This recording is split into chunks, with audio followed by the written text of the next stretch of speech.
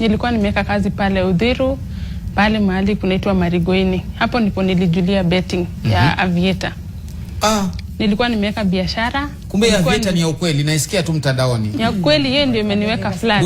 Leo ndio nimeona mtu wa kwanza ambaye amecheza Aviator macho kwa macho hivi. Yes, ni ya ukweli na ni kitu mbaya sana. Yeye ndio imeniweka chini, yeye ndio imebadilisha maisha yangu.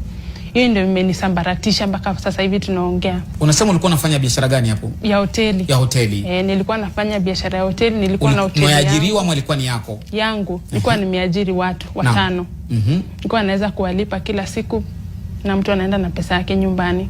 So nikiwa pale nilikuwa naishi hapo, neighbor msichana mwingine akakuja akaniambia, Miriam, kuna mchezo inachezwa hapa na mtu anapata pesa sana.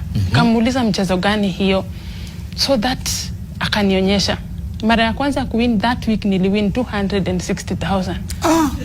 $2.5 Yes, na nikaziona. Hujashinda tena kutoka sasa ni 2,000 hapo. 10 ngapi? Hizo 10 na ukipata unarejesha 60 na nikipata inarudi yote. So from there sikuwahi amini ya kwamba ikitu ati si real. So I just continued. Na sikukuwa na mtu wa ku encourage kumbuka na feature. Yes, kumbuka na feature. Sikukuwa najisema. Because I remember one day after nimewini hiyo pesa nilituma pale pesa nyumbani ninunue ng'ombe. Lakini after siku 3 nimepiga simu hiyo ng'ombe iuzwe nitumie hiyo pesa. Ikauzwa? Ikauzwa. Nilinunua ng'ombe 2 hata my brother. Anaweza sema hiyo kitu, nikanunua ng'ombe 2, wakaniuliza nimetoa wapi pesa. Lakini nikamwambia si nyinyi mnataka ng'ombe. Na nimewanunulia, nimewasupport because I was the breadwinner in my family. Nimekuwa nikiwasaidia. Nikawanunulia, and after siku 3 nikapiga simu niko na emergency. Kumbe ile pesa ishaenda yote. Na imerudi na nikacheza yote. Ng'ombe wakapepea. From there nikaanza kuingia kwa maloni za biashara. Haya. Wacha tushikilie hapo manake ni kisa cha kusikitisha. Na ni lini? Bunge, ladies and gentlemen, welcome back to BAV. This is Bunge Audio Visual. Yeah. Today we are talking about another episode, and this is the place where we uncover the real stories behind society's biggest issues. And today I bring you a story that will make you rethink gambling forever. Yeah, you've heard to the lady. She's been able to give us the dark side of gambling. And yeah, let this act as a warning, or rather, what do you call it? Yeah, let it be a message to those who are addicted to gambling, or those who have been able to suffer quite a number of losses in a very, very concurrent manner. Because I know gambling to many is just a harmless way to try their luck. You win some, you lose some. But what happens when that harmless fun turns into a nightmare? You get? We've been having so many issues of people trying to hang themselves, some of them trying to kill even each other because of the money that they've lost in this betting world, or rather this world of gambling. So when you keep chasing losses and convinced your big win is just around the corner, I think that is where the real problem begins. Because today's story is about a woman who had it all, and she had a thriving business, she had employees, she had a stable life, she had a comfortable life. She could at least have something that could bring bread on her table. But eventually she lost everything to gambling, specifically on a platform called Aviator. History Aviator, we've talked about it since time immemorial.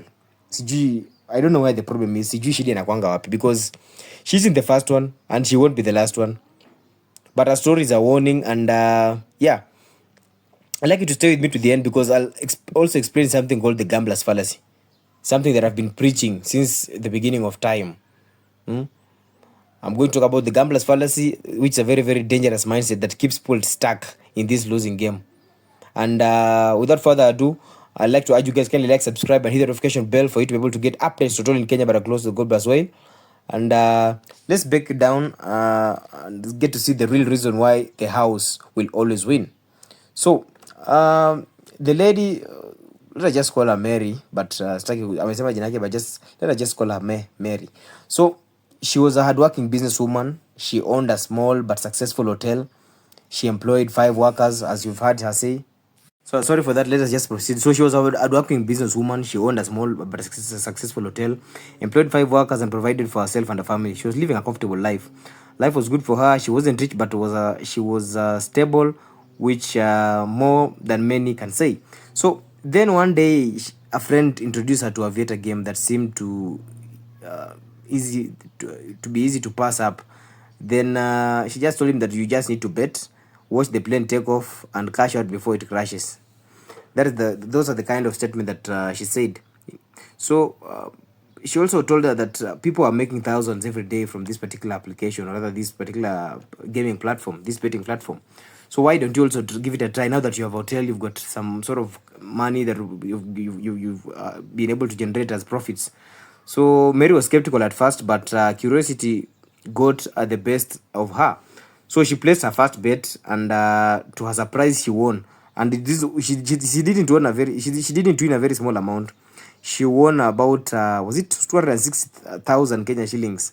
That was the first try. And for me, I'll call it the beginner's luck, because some of us, whenever you get, or rather whenever you venture into something new that you have no experience about, and you get a sudden victorious streak, to me, I'll refer it to what we call the beginner's luck. That is what we call the law of I'm forgetting this name. So she won 260,000 Kenya shillings in a single try. And yeah, you can imagine, she had never seen that money come so fast. She had never seen money come that fast in her life. And to her, it felt like she had found a secret shortcut to wealth. But with her winnings, she bought a cow, a smart investment that will provide milk and offspring for years to come, and took it back home to her siblings so that they could be able to continue taking care of it as she continued with her betting life, the one that just opened up even before she made she went through even a single setback. But what I can tell you is that she wasn't ready to stop there, because if she could win once, why not again? This is what we call the gambler's fallacy. You always think about getting getting to win something each and every time. You got that ego of doing that, of thinking that you can be able to predict everything, and then you find yourself in a mess there eventually. So after that big win, everything changed. Mary played again, but this time she lost. She took it as normal, that she knew that at times there's ups and downs. At least for the first time, I won 260,000 Kenya shillings. This loss isn't that big enough for me. So she played again and lost again. And then she also placed another bet, and then she lost again.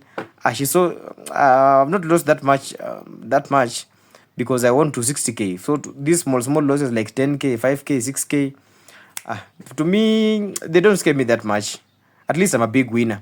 So she forgot that there's what you call confounding compounding. So the small bits of losses that she was able to encounter, the experience, were actually compounding to a very, very big loss that she couldn't be able to see. It's like a tip of the iceberg.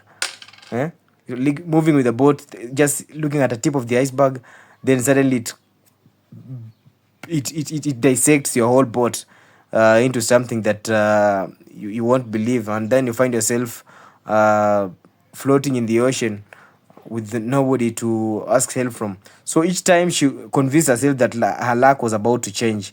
After all, she had already won once, and so another win had to be coming soon. So she took it lightly, and of course she was caught with the gambler's fallacy, the mistaken belief that past events influence future outcomes in a game of pure chance. So she thought, since I've lost so many times, my big win is coming. But that's not how gambling works. That's the bitter truth. And that is the reason as to why most of the casinos win.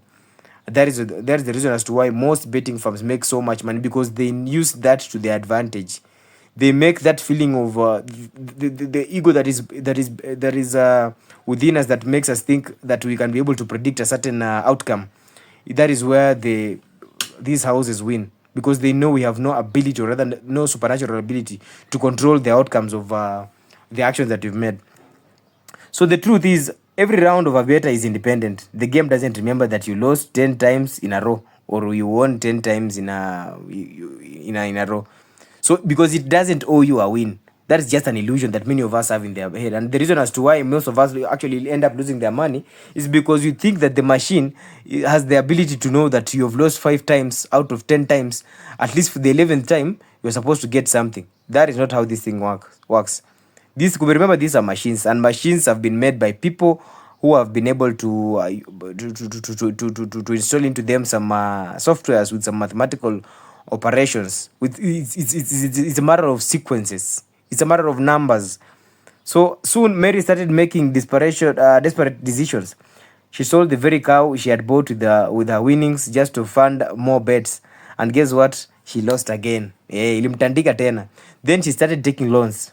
First, she started with small loans, then bigger loans, and convinced that one win would pay her everything back. But you see, that is what the house that's the kind of mentality that the house wants its clients to have, so that they think they're going to make it broke. So I don't know because if I want to before even I continue with this particular story, let me just give you a short explanation of what I mean by saying that why the house will always win. Because let's talk about why gambling is never in your favor. Have you ever wondered why casinos, betting companies, and online platforms make billions while most gamblers end up broke? It's because the system is designed that way. The house always wins. Games like Aviator use algorithms that create the illusion of randomness while ensuring that in the long run, players lose more than they win. And the odds are always titled slightly against you. That's why they give small wins at first to hook you, so that you continue placing your bets. And once you're addicted, they slowly drain your money. They do it in a very, very slow way. And here's the brutal truth about whatever I'm talking about. Because the longer you play, the more you lose. So it's not about luck. It's about mathematics. It's an algorithmic operation. You get? It's an algorithmic operation. So I don't know.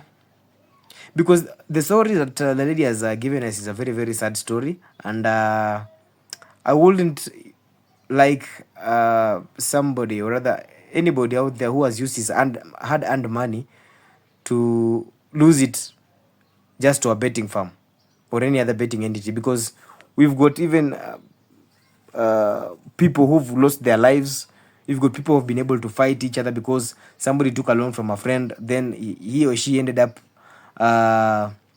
giving it to another guy. Then the guy never returned his money. Now they started fighting. You get? Because this guy is no longer going to bring back the money, because number one is broke. How is he going to give me back my money? There is no asset that I can get from him. So what can I do? So from Mary's stories, the only warning I can give to you guys is that from Mary's story, that I think Mary's story is a very, very sad one, because it's not unique. Thousands of people have lost businesses, homes, families, and even their lives to gambling addiction. You all know that. You've seen police officers in Kenya ending their lives because of this Aviator game. You've seen teachers placing 50,000, staking 50,000, then losing it all at the end of the day. So some people go as far as taking loans that they can't be able to repay. Some even end up stealing. Others, when they have nothing left, take even more drastic measures. Because you have been cases of suicide linked to gambling debts. And so if you're listening to this and you're thinking, I'll just try a little and stop when I want, you need to ask yourself this question at first. Can you really stop? Or is it just that just what you keep on telling yourself each and every time you get into a betting site? Because so many people have been making this kind of statement: oh, I'm going to leave betting, I'm been addicted, but this time around I'm doing it for the last time. The same applies to masturbation. But I'm not going to talk about masturbation today, because so many people are addicted to so many things, because each and every person has his own addiction. But what I can say is that you can be able to control your addiction by slowly doing reversal activities that can be able to reward the alternative instead of your addictions. Because these small dopamine thrills that we get from these small dopamine thrills that come when you feel rewarded after you've done something is the one that actually brings us to be addicted to a substance or to an activity. So if you or someone know if you know someone who is struggling with gambling addiction, you need to get him helped. Or if you are the one who is actually facing this problem of gambling addiction, you also need to be helped as well, because there's no shame in walking away before it's too late. Yeah, so I don't know, guys. I think that's it for today's episode. If the story resonated with you, share it with a friend and someone out there who needs to hear this message. Because remember, you need to remember one thing: gambling doesn't make you rich; it makes you broke. and the only real winners are the betting companies. And one thing I can advise you guys, in as much as gambling at times people win, you need to do everything with moderation. You need to play responsibly, or you need to play better yet, or if at all you can be able to control your emotions, you can still be able to avoid it at all costs. In short, what I'm trying to mean is that don't play at all. Yeah, so until next time, this is Bungo Audio Visual, that is BAV. I'm your host, Buffy. So yeah, stay safe and stay tuned for more updates.